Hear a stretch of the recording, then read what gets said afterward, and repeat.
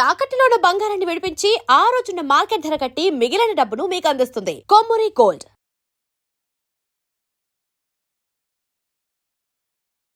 Hello yes, మీరు చూస్తున్నారు వి media. నేను మీ యాంకర్ రెబెకా.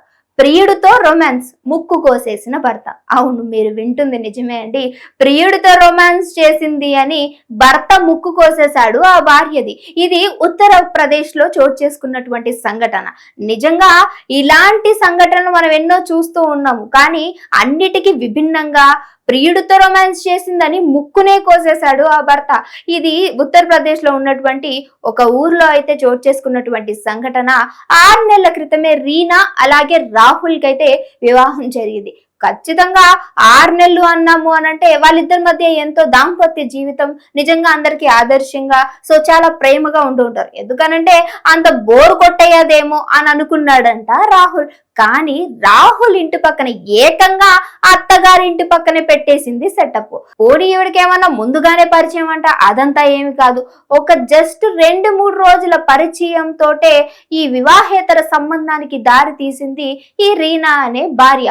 సో భర్త బయటకి వెళ్ళి పనికి వెళ్తూ ఉంటాడు, కష్టపడి ఇంటికి వస్తూ ఉంటాడు. అయినప్పటికీ భర్తకి ఎలాంటి చిన్న అనుమానం రాకుండా మాయలేడి అంట ఈ కార్యక్రమాన్ని మొత్తం ముందుకు నడిపించిందని రాహుల్ లభోదిబోం అంటూ ఉన్నాడు. 6 నెలలు కూడా కాలేదు, అప్పుడే బోర్ కొట్టేశానా అంటూ తన రోదన ఎవ్వరూ కూడా తీర్చలేనటువంటి బాధాకరంగా మారిపోయిందని చెప్పొచ్చు.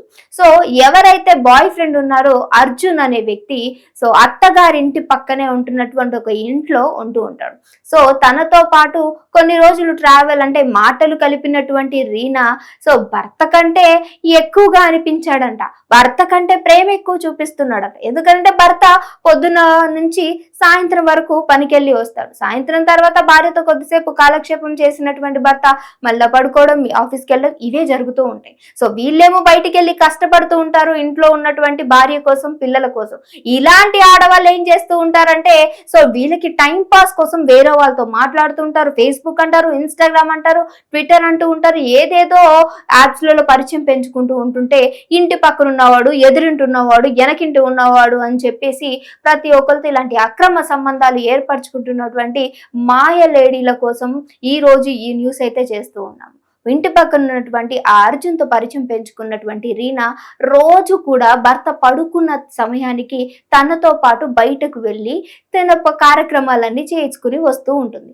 ఒక రోజు ఏమైంది అంటే భర్త రీనాని లేదు ఏంటని నిద్రలో లేచి చూసిన తర్వాత బయటకు వెళ్ళి చూస్తే తన గుండె పగిలిపోయినటువంటి దృశ్యాన్ని చూశాడు.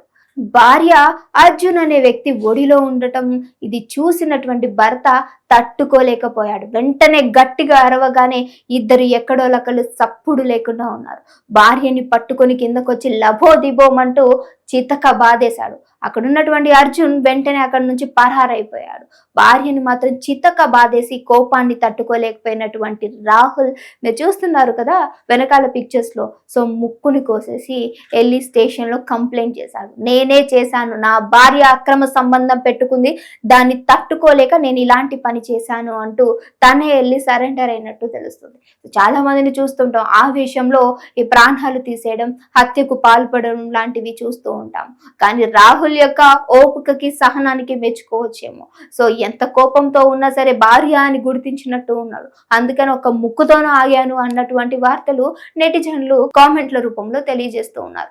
సరే, రాహుల్ యొక్క విషయంలో తను చేసినటువంటి పని, అలాగే రీనా చేసినటువంటి దరిద్రమైన అక్రమ సంబంధం, వివాహేతర సంబంధానికి సంబంధించి మీరేమనుకుంటున్నారు? ఈ ఉత్తరప్రదేశ్ జరిగినటువంటి ఈ దారుణమైన ఘటన మీకే విధంగా అర్థమైంది అనేది కింద కామెంట్ చేయడం మర్చిపోకండి. ఇంకో వీడియోతో మళ్ళీ కలుస్తాం. చూస్తూనే ఉండండి అవర్ ఛానల్.